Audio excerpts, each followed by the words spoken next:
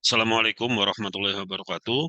Terima kasih Pak Arif untuk waktu dan kesempatannya ya yang diberikan untuk saya bisa memberikan demo terkait dengan prototipe aplikasi mode transformasi digital untuk industri pengelolaan properti di Indonesia.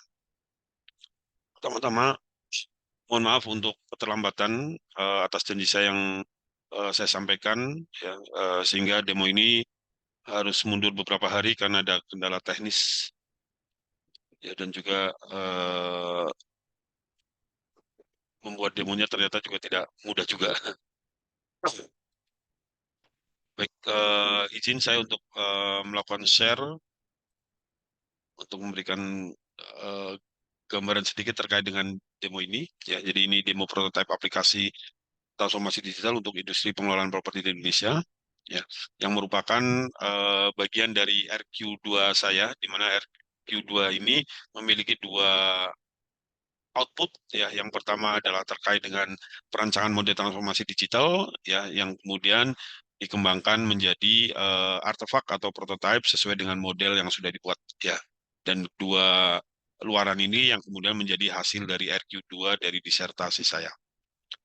Ini adalah perancangan model transformasi digital yang sudah saya perbaiki sesuai dengan hasil dari SIPO 3 kemarin berdasarkan masukan dari Prof. Har, masukan juga dari Bapak Arif Ramadan dan juga dari eh, Prof. Didik ya, di mana di dalam transformasi digital ada 3 poin penting ya yang saling terkait yaitu people, proses dan teknologi. Ya, jadi bahwa transformasi digital ini harus mengarah pada transformasi kepada 3 poin utama ini.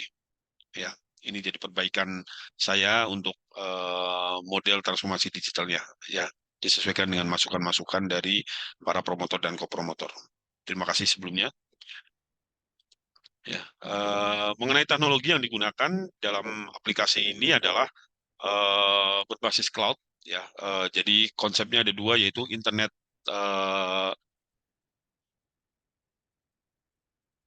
infrastruktur as a service dan software as a service ya. Jadi klien nantinya akan bisa menggunakan aplikasi ini dengan relatif mudah, tidak harus menyiapkan infrastruktur dan software by mereka sendiri, tapi bisa langsung menggunakan aplikasi yang sudah di eh, prototype ini yang sudah di-develop ya, dan kemudian nanti mereka akan bisa menggunakan untuk berbagai macam properti yang mereka kelola ya, dari dengan konsep sentralisasi dan juga desentralisasi. Ya, bisa digunakan untuk mengelola properti dengan berbagai jenis dari mulai office building baik yang sewa maupun strata, apartemen juga yang sewa maupun strata, kemudian retail ya sama juga yang sewa ataupun juga strata, dan juga untuk properti-properti yang berbasis super block ya. Dan kemudian juga menggunakan Open API untuk bisa dikoneksikan dengan aplikasi-aplikasi lain, dengan Internet of Things, dengan sensor, dengan building automation system dan perangkat-perangkat yang lain yang mereka memang juga menggunakan API. Ya, karena saat ini API ini tren ya untuk eh, bisa menghubungkan berbagai macam platform. Ya. Aplikasi ini dibangun dengan berbasiskan 3 jenis aplikasi. Yang pertama adalah mobile apps, ya kemudian core application-nya, ya yang merupakan ERP dari aplikasinya ini, dan kemudian eh, dashboard atau executive information system-nya, ya yang digunakan untuk top level management.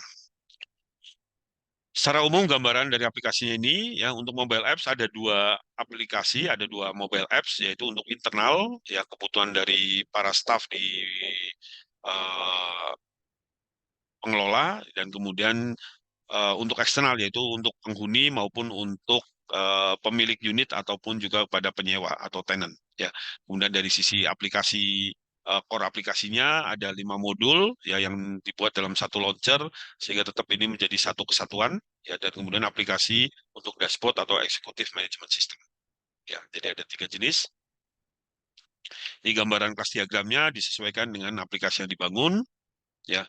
Kemudian dari sisi core application-nya, kalau secara modular digambarkan, tadi ada 5 modul, tapi kalau dari sisi modularnya dibagi menjadi setting up, kemudian tenancy information, billing information, utility management, ya, kemudian koneksi dengan e-faktur, dengan aplikasi DJP pajak, ya, kemudian pembuatan invoice dan pajakannya, penerimaan pembayaran dan juga penyampaian tagihan kepada para penghuni maupun kepada para penyewa, yaitu dengan email blast, ya, bisa SMS blast, atau sekarang nantinya akan juga menggunakan WA blast, ya.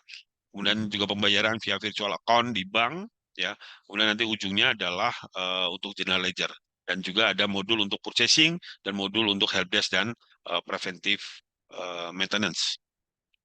Ya, ini gambaran dari sisi core aplikasinya. Ya, baik, saya akan beralih ke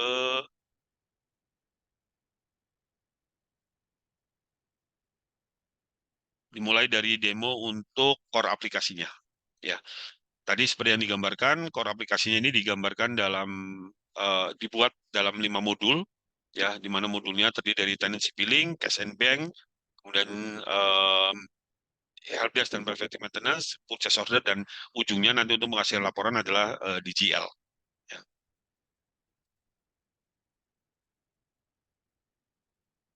Baik, saya mulai dari tenancy and billing.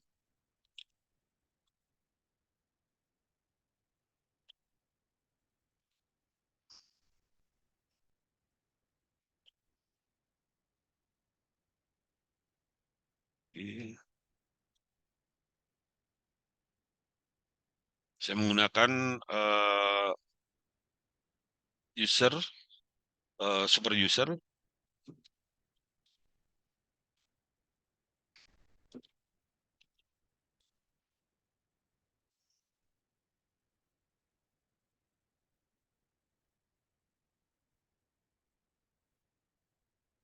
Sebentar, di Rifan terlebih dahulu.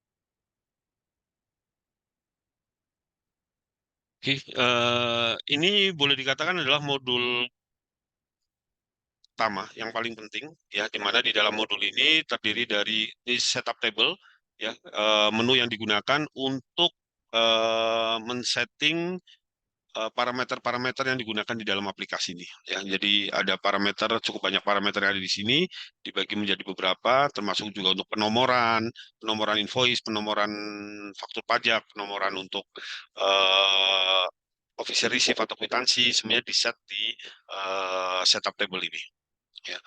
Kemudian jenis-jenis tagihan yang akan digunakan, ya, saya hanya berikan untuk fungsi-fungsi yang utama, ya. Ini jenis tagihan yang diberikan, ya, termasuk juga nanti untuk settingnya dengan ke accounting juga sudah disiapkan, ya, sehingga jenis tagihannya ini bisa sangat fleksibel, bisa digunakan untuk berbagai macam jenis properti, ya, bisa ditambahkan, bisa dikurangkan, ya. Ya, kemudian juga untuk rate, ya, yang digunakan untuk eh, perhitungan listrik, ya, juga ada beberapa rate di sini, ya. Kemudian juga untuk yang perhitungan air, ya, rate-nya juga bisa bermacam-macam, ya. Kemudian untuk gas juga sama, ya, bisa menggunakan satu atau beberapa rate, ya. Kemudian overtime kalau untuk yang digunakan di office building atau perkantoran, ya. Nah, karena ini adalah data yang dijadikan sebagai data untuk demo adalah data apartemen, ya, dengan jumlah unit di atas 2.000, yaitu apartemen yang ada di Jakarta Selatan, ya, di tepatnya di Kebayoran Lama, namanya apartemen Pakubuwono Teras, ya, dengan jumlah unit 2.121, ya. Ini kita mulai dari data-data pemilik unit yang ada di apartemen tersebut, ya. Ini jumlahnya 2.121, 121 unit. Ya. Data yang ada di sini, kalau mau dilihat, ya, ini ada data tenant profile, nama, alamat, ya, NPWP-nya kalau mau dicatatkan juga ada, kemudian kontrak, ya, kemudian virtual account, ini terkait dengan nomor untuk mereka melakukan transfer pada saat pembayaran dengan menggunakan virtual account, ya, itu ada virtual account. Oke, kemudian unit mana yang dia tempati, ada informasinya, ya, eh, berapa luasannya, berapa rate-nya untuk per square meternya untuk yang service charge dan sinking fund, ya, per bulannya berapa, ya, sehingga total di dalam 1 bulan sekian, dan kalau tagihannya per 3 bulan maka dikalikan dengan 3 nantinya, ya. Ini untuk unitnya, kemudian untuk jenis tagihannya yang dikenakan kepada masing-masing unit itu tagihannya apa saja, ada tagihan reguler, ya, yang tiap bulan akan keluar, biasanya adalah iuran pengelolaan, dana cadangan, listrik, air, ya, denda kalau mereka kena denda, ya, dan seterusnya. Ya. Kalau mau menyimpan dokumen-dokumen dari setiap penghuni juga bisa didatakan di sini, KTP, KK, dan seterusnya, ya. Siapa saja anggota keluarga yang ada di sana, KTP-nya dimintakan, itu bisa didatakan di dokumen ini, ya. Dan apa fungsi-fungsi yang lain sudah disiapkan juga, ya. Kemudian untuk setiap unit itu ada listrik dan airnya. Nah, ini untuk setiap bulan pencatatan listrik dan airnya ada di menu engineering. Ini nanti akan digunakan oleh pihak engineering untuk mendatakan setiap bulan terhadap konsumsi listrik dan air mereka. Kebetulan di apartemen ini yang digunakan dari sisi utilitasnya adalah tagihan listrik dan tagihan air. Ya, jadi setiap bulan akan dibuatkan eh, pencatatan terhadap listrik dan air. Nah, data listrik dan air ini, ya, khususnya yang listrik itu bisa di import dari Excel, atau kalau mereka punya building automation system yang mencatatkan pemakaian listrik secara digital itu juga bisa diambil, ya, bisa lewat Excel, mereka keluarkan Excel dan kemudian diimport ke dalam aplikasi ini, tentunya dengan format yang sudah kita sepakati, ya, atau dengan menggunakan API, ya. Karena beberapa vendor kadang tidak memiliki developer untuk bisa menghubungkan dengan API, ya. Jadi biasanya defaultnya lewat Excel, ya, atau lewat teks, ya. Air juga sama, sama seperti listrik tadi, ya, tiap bulannya ada pencatatan untuk konsumsinya berapa, ya. Nah, ini dicatatkan semua, ya. Jadi kalau ada 2.121 penghuni atau 2.121 unit, maka jumlah meteran listriknya juga sejumlah unit tadi. Ya, sehingga harus data yang masuk di sini menggunakan konsep import, ya. Jadi waktu setting up awal, ya, dibuatkan format dalam bentuk Excel, diisi di Excel, kemudian diimport, ya. Jadi tidak diinput satu-satu supaya prosesnya bisa berjalan dengan cepat. Oke.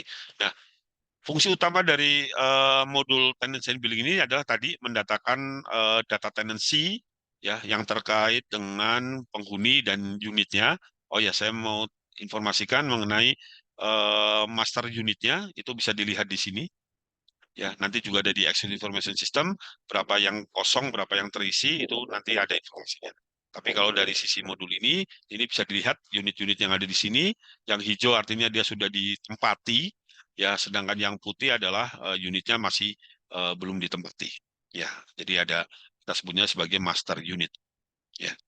Dan ini fungsi yang utama adalah mengeluarkan tagihan setiap bulan untuk tagihan yang sifatnya tetap atau tagihan yang disebut sebagai schedule, waktunya tetap, nilainya tetap. Ya, tapi ada juga tagihan yang unschedule, waktunya tetap, tapi nilainya tidak tetap, seperti listrik dan air, tergantung dari pemakaian. Tapi kalau nilainya tetap, kayak tadi, iuran pengelolaan dihitung berdasarkan luasan dengan rate, ya, meternya berapa dikalikan dengan, karena tagihan ini 3 bulan, ya, maka tiap 3 bulan nilainya akan tetap, kecuali kalau nantinya ada kenaikan, ya. Inilah invoice yang dikeluarkan dalam bentuk data seperti ini, ya. Jadi ini juga datanya data yang hijau ini yang sudah dibayar, yang merah ini adalah data yang belum dibayar, masih ada outstanding. Jadi warnanya akan merah dan nilai outstandingnya akan muncul di sini. Ya, jadi ini data outstandingnya, artinya dia belum bayar. Kalau yang nol berarti dia sudah bayar lunas dan warnanya jadi hijau. Ya, seperti ini. Ya, kalau mau lihat nilainya, eh, bisa ditampilkan.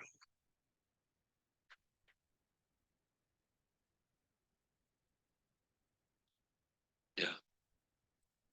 Oh, ini kepotong karena setting printer dan kertasnya belum di set, ya, tapi nilainya kelihatan di sini, ya. Nah, ini nantinya akan bisa di blast dari seluruh penghuni ini via email blast, ya, eh, dikirimkan secara bersamaan eh, dengan email, ya, karena kalau dulu masih menggunakan manual, dicetak kemudian dikirimkan via pos, ya. Tapi kalau sekarang kita sudah gunakan email blast, ya. Ke depan akan masuk menggunakan WA blast, ya, koneksi via API. Ya. Karena tidak ada pajak di apartemen, ya, maka tidak ada penggunaan faktur pajak di sini. Ya, jadi ini fungsi untuk di tenancy dan billing ini yang terkait dengan billingnya, ya, invoice, penerbitan invoice tiap bulan, termasuk juga untuk surat peringatan. Kalau untuk tenant atau penghuni yang belum bayar itu akan dikirimin surat peringatan automatically, secara otomatis, Pak. Ya, kemudian nanti untuk yang koneksi ke accounting datanya supaya tidak melakukan jurnal secara manual, di sini sudah disiapkan untuk penjurnalan, ya, jurnal for debit note, jurnal dari invoice masuk ke nantinya ke accounting, ya. Jadi tadi bulan 3/01, ya. Nah, ini nanti datanya siap untuk diposting, ya, atau bisa dulu dilihat di jurnalnya seperti apa, ya, itu bisa dibuatkan. Jadi nanti ini connect dengan modul di dalam GL. Baik. Berikutnya akan masuk ke modul untuk cash and bank.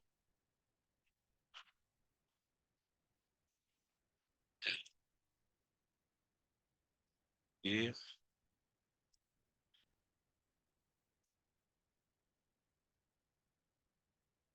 Oke, cash and bank ini adalah kalau tadi di modul tenancy and billing menghasilkan invoice yang disebar atau diberikan kepada para penghuni apartemen agar mereka melakukan pembayaran, ya, atas tagihan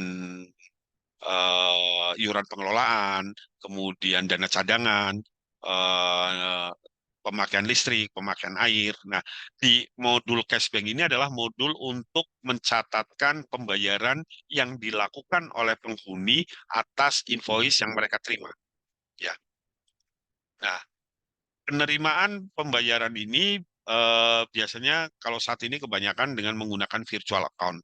Ya, jadi artinya adalah mereka membayar dan mereka ditagih dan mereka membayar via bank.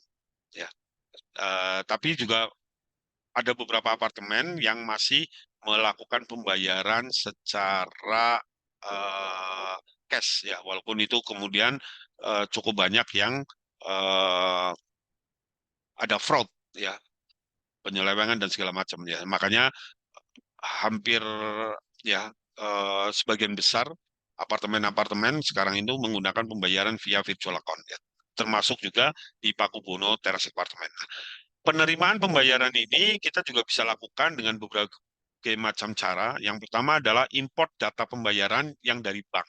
Jadi bank menyediakan fasilitas untuk bisa mengimport data pembayaran yang dilakukan oleh penghuni apartemen, ya, dan nama filenya itu adalah disebut MT9.0. Semua bank ini file yang berlaku secara internasional sehingga datanya bisa kita ambil, ya, dan kemudian datanya akan dimasukkan ke dalam aplikasi, eh, prototipe aplikasi ini, ya. Kemudian juga bisa lewat import kartu kredit, ya, karena dari kebutuhannya ada kebutuhan untuk data pembayaran via kartu kredit itu diimport, ya. Kemudian juga import dari data-data pembayaran lewat virtual account, ya. Kedepannya dengan menggunakan koneksi API ada dua lagi yang akan dibuat. Yang pertama adalah koneksi pembayaran dengan pihak ketiga, yaitu dengan menggunakan payment gateway. Kemudian yang berikutnya adalah dinamakan host to host, pembayaran yang langsung dari bank ya akan masuk ke dalam aplikasi. Ya itu juga semuanya via API ya. Karena hampir semuanya sekarang menggunakan API ataupun web service. Ya. Nah, ini daftar pembayaran-pembayaran yang dilakukan atas yang kita terima dari tagihan eh, pembayaran yang dilakukan oleh para penghuni. Ya. Nah, dari pembayaran itu kemudian ada proses yang dinamakan sebagai official receipt allocation, Pak. Jadi official receipt allocation ini adalah kalau tadi ada tagihan, kemudian dibayar, nah kemudian di-matchingin ya untuk menghasilkan outstanding ya mana saja penghuni yang belum bayar, unit-unit mana yang belum bayar dan mana yang sudah bayar. Nah itu kita sebut sebagai alokasi atau allocation ya.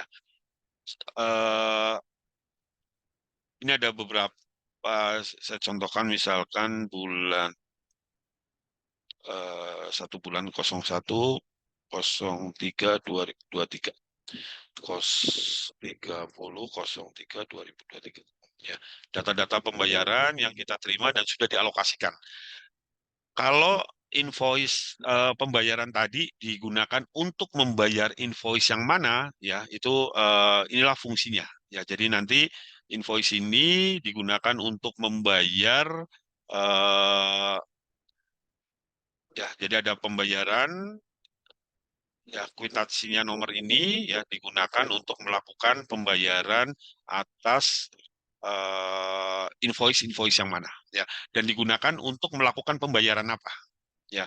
Nah, ini kalau di kita disebutnya adalah invoice atau debit note allocation ya sehingga kita tahu nanti mana saja yang kalau dia sudah hijau artinya adalah dia sudah dilakukan pembayaran dan sudah lunas, sudah klop.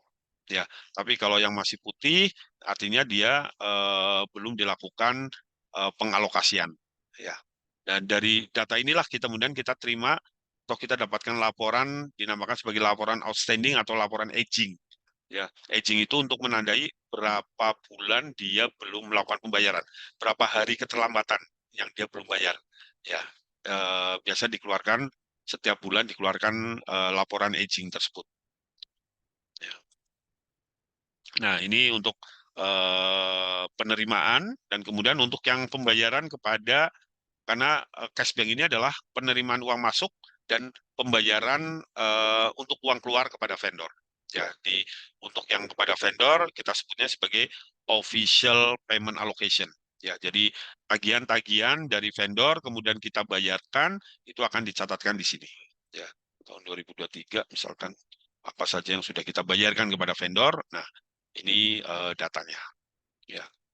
Jadi kalau mau lihat datanya seperti ini dibayarkan lewat cash atau dibayarkan via cek atau dibayarkan via giro, ya itu ada informasi atau transfer dan seterusnya. Ya seperti ini. Ya ini untuk yang payment voucher dan receive voucher ya di menu cashback. Ya. Kemudian masuk ke modul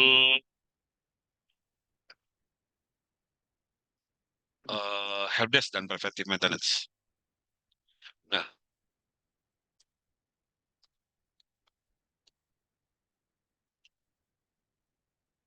modul ini punya dua fungsi. Yang pertama adalah untuk pencatatan terhadap komplain dan request. Ya, kalau komplain artinya adalah ada penghuni yang merasa tidak nyaman, kemudian dia minta bantuan kepada pengelola untuk menyelesaikan masalahnya. Lebih banyak ke komplain. Tapi kalau request adalah dia minta yang sebenarnya secara standar tidak dia berikan. Satu contohnya misalkan di unitnya mau ditambahkan colokan misalkan, dan dia minta engineering dari pengelola gedung untuk membantu memasangkan colokan tadi. Nah itu request Pak. Ya, tapi kalau komplain terkait dengan problem yang terjadi di unit maupun di luar unit. Ya, ini ada di sini disebutkannya juga helpdesk atau call center. Ya, eh, daftar call centernya misalkan tahun 2024. Ya. Nah ini komplain-komplain di tahun 2024 ya yang dicatatkan ya, yang tidak, yang di entry oleh bagian TR atau bagian customer service atas komplain mereka. Nah, bisa jadi yang orang-orang yang sepuh itu tidak gaptek lah gitu ya. Jadi komplainnya lewat telepon atau dia datang ke meja. Tapi kalau yang mungkin anak-anak muda, mereka lebih suka komplain via aplikasi. Ya, jadi itu fungsinya di sini ya, termasuk ketahuan status dari masing-masing komplain ya yang didatakan ya. Jadi di sini nanti akan muncul ini close ticket, ini baru dikirimkan kepada departemen terkait ya. Statusnya kelihatan di sini ya. Siapa yang komplain ya, apakah dia komplain ataukah dia request ya, dari unit mana, location detailnya di mana ya, kapan dia komplainnya, seterusnya dia ada informasinya di sini. Ya.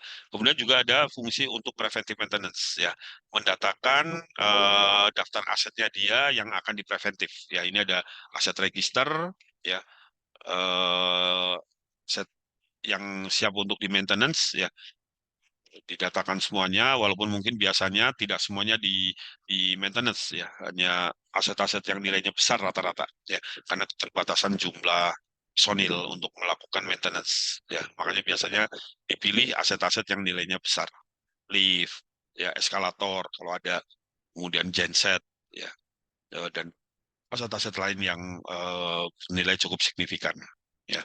Nah, di modul ini eh, bisa dilihat ya, misalkan untuk yang bulan Mei 2024 ada apa sih yang perlu di maintenance ya. Oh, ini tandanya seperti ini, ada hijau di tanggal 20, kalau saya klik, nah ini ada informasinya. Kalau mau dilihat lagi, oh ternyata terkait dengan maintenance preventif di AC ruang PTUR dan PTUM. Ya, dikerjakan di tanggal 20 ya. Yang ngerjakan adalah internal ya, posisinya ada di basement ya, seperti itu ya. Jadi ketahuan dari sini, bisa lihat di sini atau bisa juga lihat di tabel ya, datanya nanti ada ini di Mei, ada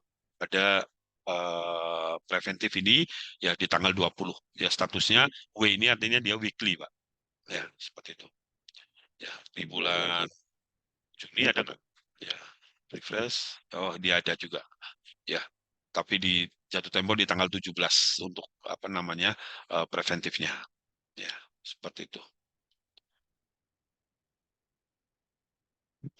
ya. Jadi untuk yang eh, tadi sudah di preventive maintenance, kemudian eh, cashbook ya, dan juga tenancy dan billing ya. Sebenarnya ada dua modul lagi, yaitu untuk purchasing management ya.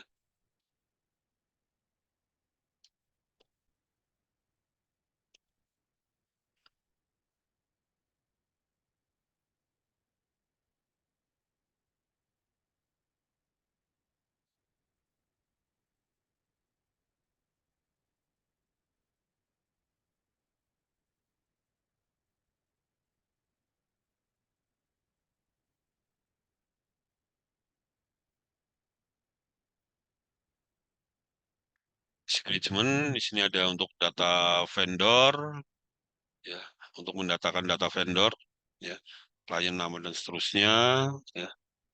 Kemudian untuk data item barangnya yang nanti siap untuk dilakukan pembelian ya, dikelompokkan juga berdasarkan kelompok. Kita kalau di barang itu ada kelompok item group ya, item kategori dan eh, item group, item kelas dan item kategori. Ada 3 level sebelum ke nama Pak. Ya, jadi ada level ya. Kalau misalnya pilih salah satu, nah ini ada grup, kelas, kategori ya. Ada namanya baru kemudian nama ya. Bisa juga dia ini jenis kelaminnya, apakah dia aset ataukah dia inventory ya. Jadi nanti untuk proses pembelian. Ya. Jadi ini nanti ada di purchase order ini dimulai dari purchase request ya, permintaan pembelian ya. nanti di add pembeliannya apa, ini headernya, ya kemudian nanti pembelian detail barangnya apa yang mau dibeli. Ya, nah dia akan pilih di sini, ya bisa langsung pilih nama barangnya, misalkan dia beli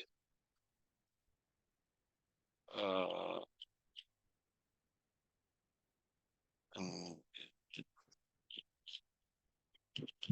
yang, kalau ini dianggap sebagai ya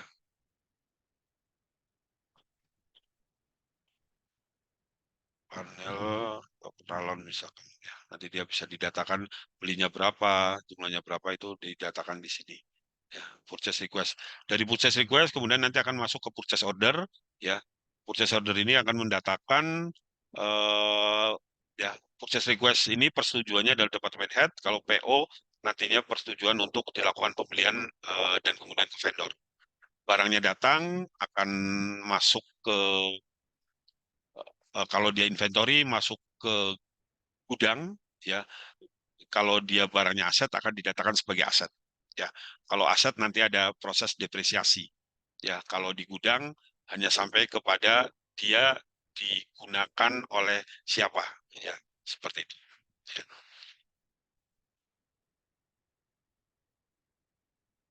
Oke, ya kemudian nanti yang terakhir adalah eh, akan masuk ke GL. Ya, seluruh transaksi keuangan ya menghasilkan laporan keuangan dari modul aplikasi GL ini. Ya, ya ini yang eh, belum selesai full. Ya, baik. Saya akan lanjutkan untuk ke mobile apps-nya. Ya. Nah, supaya tidak mengganggu, saya coba minimize.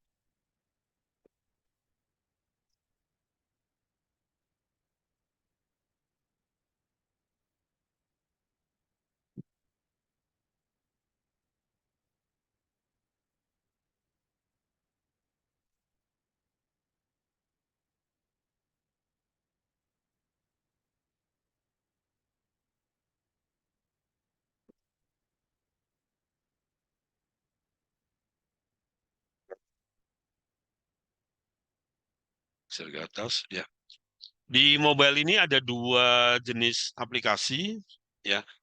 Yang pertama adalah aplikasi untuk penghuni. Kita sebutnya adalah eh, aplikasi Prime eksternal, ya, karena digunakan oleh eksternal pengelola, ya, di mana di dalam aplikasi ini untuk yang penghuni ini ada 6 submenu atau 6 menu yang diberikan dari mulai billing information, ya. Jadi billing information ini adalah menginformasikan mengenai tagihan yang diterima oleh penghuni, ya. Di tab outstanding ini dia menampilkan eh, invoice yang belum dibayar. Tapi kalau di dalam invoice list, dia akan menampilkan seluruh invoice yang pernah dia terima di dalam periode sebelumnya. Kalau dia sudah bayar, akan ada statusnya komplit. Ya, kalau dia belum bayar, paymentnya nyala. Ya, dan data ini yang paymentnya masih nyala akan muncul di outstanding. Ya, jadi datanya sama di sana untuk memisahkan mana yang dia sudah bayarkan dan mana yang belum dia bayarkan. Ya. Kemudian dia juga dapatkan fungsi untuk komplain. Ya, ini saya coba buatkan sebuah komplain dari Pak Eko Prawoto. Ya, ini add komplain. Ya, kemudian unitnya sudah ada otomatis. Dia komplain mengenai area umum. Ya, lokasinya ada di lobi Tower A, misalkan. Kemudian dia komplain lobi kotor.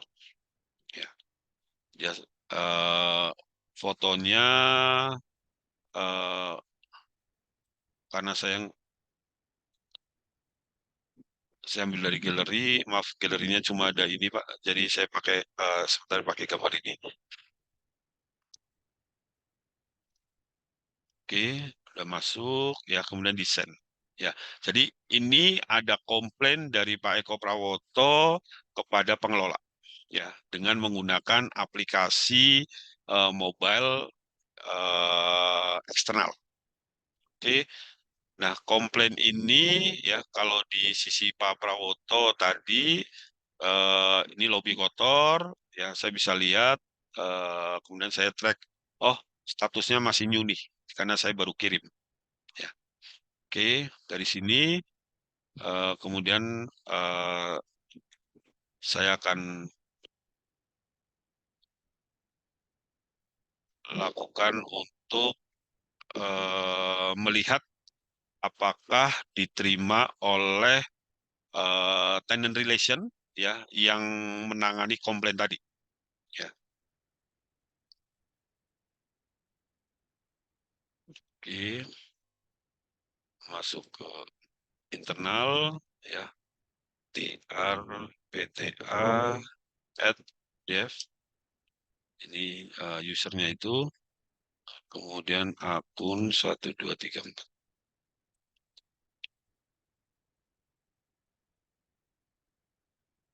Baik, dia terima ada notifikasi munculnya seperti ini jumlah notifikasinya ya. Nah ini muncul di pihak tenant relation ya bahwa dia menerima komplain dan ini mau kita kirimkan kepada departemen terkait ya. Klik di ini titik tiga kemudian assign request ya.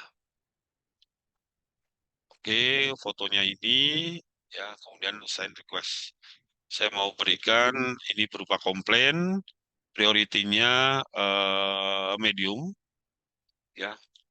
Saya tulis lobby kotor ya, kemudian departemennya yang akan mengerjakan ini adalah engineering satu ya, dan desain.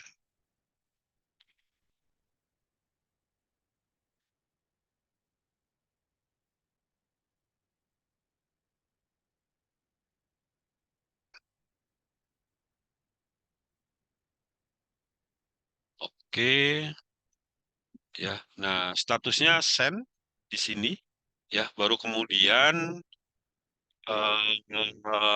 saya mau logout lagi, kemudian masuk atas nama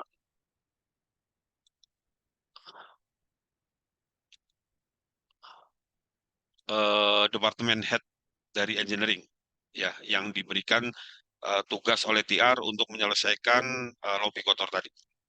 Di login dulu departemen head PTA at dev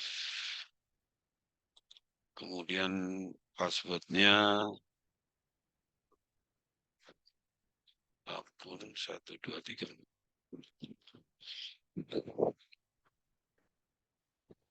Nah, Departemen Head menerima komplain tadi dari TR, ya, statusnya sudah send, ya. Saya mau lempar ini kepada tim engineering untuk bisa ditindaklanjuti dengan status first respond, ya.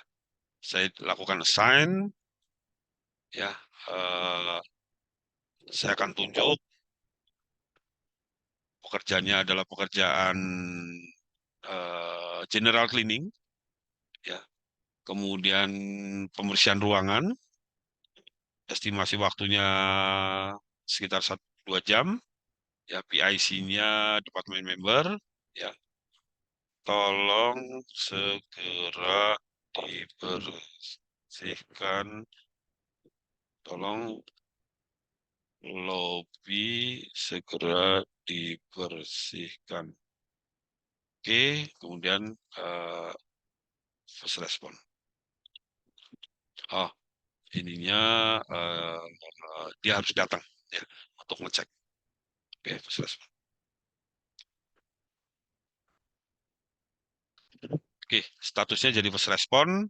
Nah, harusnya engineering yang diberi tugas ini akan menerima pekerjaan ini yang diberikan oleh engineering department head. Ya, ini saya log out dulu. Ya, sini. Jadi ini oh, saya mau lihat dulu dari sisi eh ini ya, apa saya logout kemudian login atas nama staff engineering ya. Oh, maaf saya lupa loginnya untuk staff engineering tersebut. Saya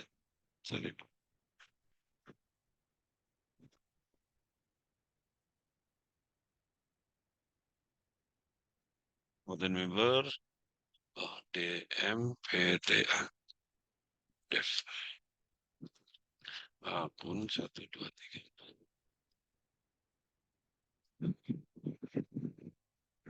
Oke, dia terima komplain ini ya, first respon ya, kemudian dia tindak lanjuti ya, mungkin dengan oh dia lihat fotonya ya, oke, kemudian dia tindak lanjuti ya, tindak lanjuti dengan klik ini, kemudian eh, dia selesaikan ya, next ya, kemudian dia kasih report lobby sudah dibersihkan dan eh, sudah dibersihkan gitu aja ya. Oke, dia bisa upload foto hasil pembersihannya tadi, ambil dari galeri, saya ambil misalkan yang sama lah karena saya nggak punya gambar lagi. Dan kalau itu dianggap sudah selesai maka quick handling. Tapi kalau pekerjaannya berlanjut, dilakukan pekerjaan yang ternyata tidak simpel, maka pakai need WO. Dan saya asumsikan dia quick handling. Oke, nah ini datanya sudah menghilang dari dia. Artinya dia setiap ada pekerjaan akan masuk, tapi kalau sudah dikerjakan, maka data yang di sini dia akan tidak ditampilkan lagi. Ya, jadi kosong seperti ini. Oke, kita akan lihat dari sisi eh, Pak Ekonya. Ya, kita lihat yang ini ya statusnya sudah finish, Pak. Ya, finish di sini. Saya mau lihat eh, trackingnya. Nah, ini trackingnya ya sampai dengan dia finish. Dari new, send, first respond sampai dengan finish. Ya, seperti itu. Ya. Nah, kalau dilihat dari sisi TR-nya, ya, sorry, ini logout dulu, nanti masuk ke TR, TR, PTA, Dev, akun 1, 2, 3, 4.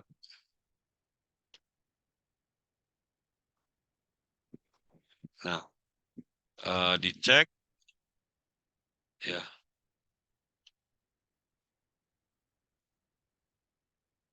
ini yang send, ini yang progress, ini yang finish.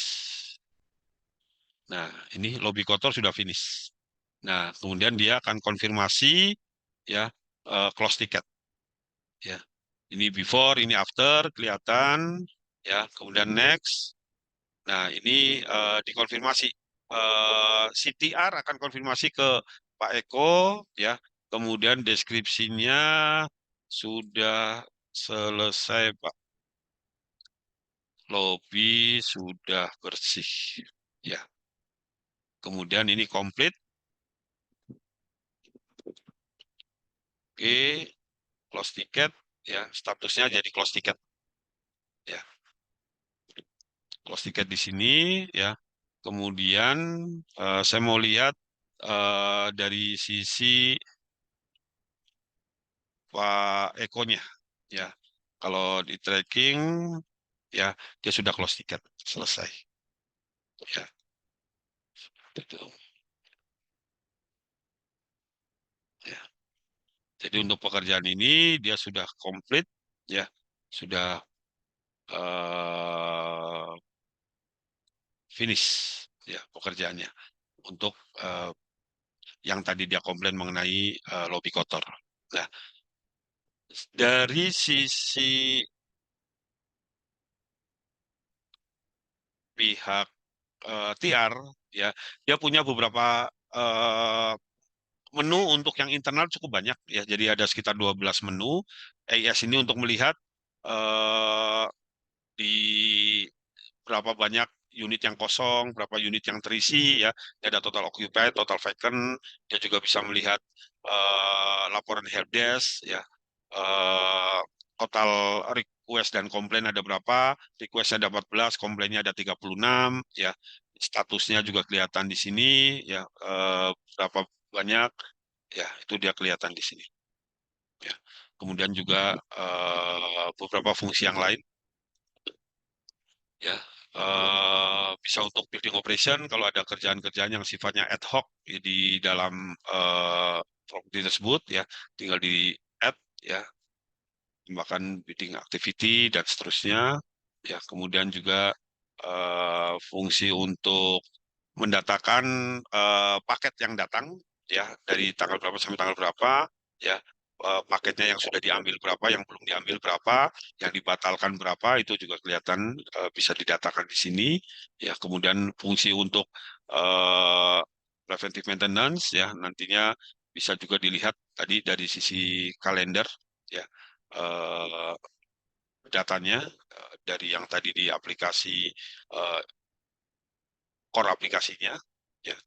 Kemudian ada guest management untuk mendatakan tamu-tamu yang datang ya, kemudian diinfokan kepada unit yang tamu tersebut ya, apakah mau menerima atau tidak ya. Kemudian juga untuk employee attendance ya, eh, untuk mereka absensi dari sisi internal ya. Kemudian utility management untuk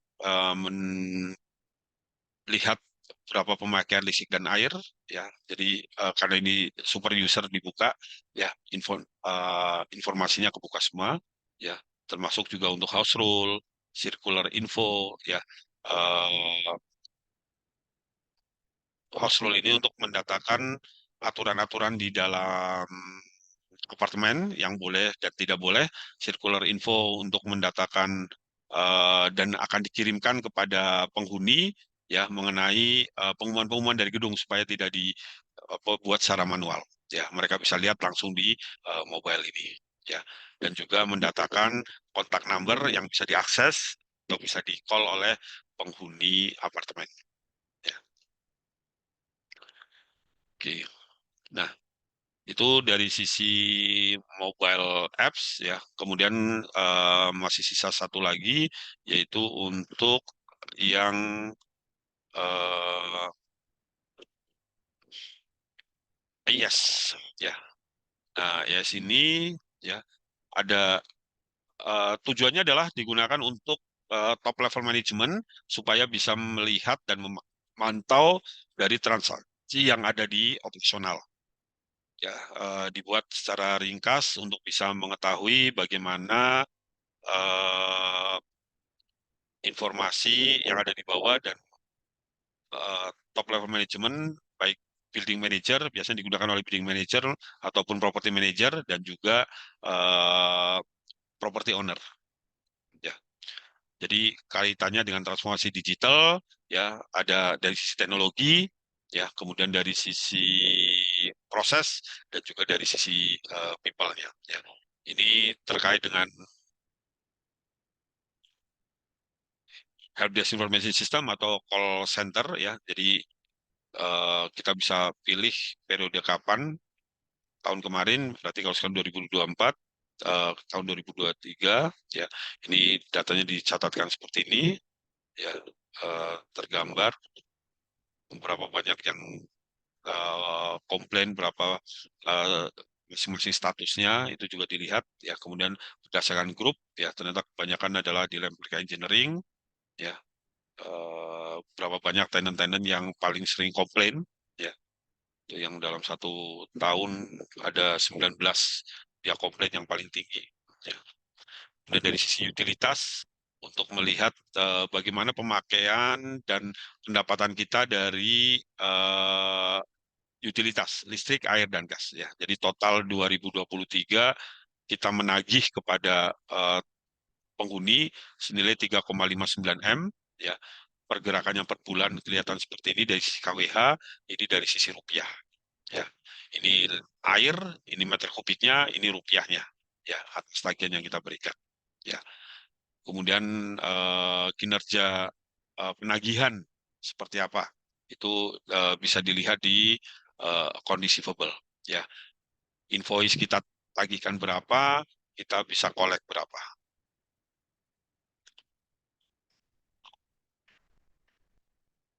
Ya, nah ini yang kita tagihkan 8,8 M, yang belum dibayar 9,6 M. Ya, mungkin nanti bisa ditambahkan dengan apa percentage ya. Tapi kalau di sini ya, oh ini percentage-nya digambarkan dalam bentuk grafik. Ya, jadi kalau mau tahu mana saja yang belum bayar, tinggal diklik yang merah ini ya, ini ketahuan dari sisi aging-nya, ya keterlambatan bayar yang 1 bulan berapa, yang 2 bulan berapa, dan kemudian detail datanya juga terlihat, Pak.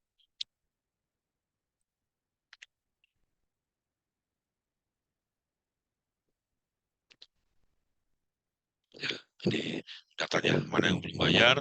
Si Ani Susiani ini dia belum bayar 10.700 sekian ribu atas invoice mana saja. Ya, ini kelihatan. Oh, invoice-nya ini gitu ya. Ya, ini biasanya manajemen suka ngeliat ini ya karena untuk bisa uh, pressure terhadap tagihan-tagihan yang belum terbayar. Ya. Kemudian informasi mengenai tenancy occupancy, ya berapa unit yang uh, belum terhuni, berapa unit yang sudah terhuni. Oh ini ada 5 unit yang belum terhuni. Mana saja sih? Ya ini nanti kelihatan per lantainya kelihatan juga. Bisa diekspor, bisa juga. Ya. Ya, ini karena untuk yang procurement belum dijalankan, juga GL-nya juga belum posting sehingga belum menghasilkan laporan keuangan. Ya, jadi eh, demonya eh, saya kira cukup sampai di sini, Pak. Ya, mohon maaf kalau terlalu lama. Ya, sekali lagi eh, terima kasih untuk kesempatan dan bimbingannya selama ini. Ya, sehat selalu buat Bapak. Ya, sekali lagi terima kasih, Pak. Ya, saya ucapkan Assalamualaikum warahmatullahi wabarakatuh.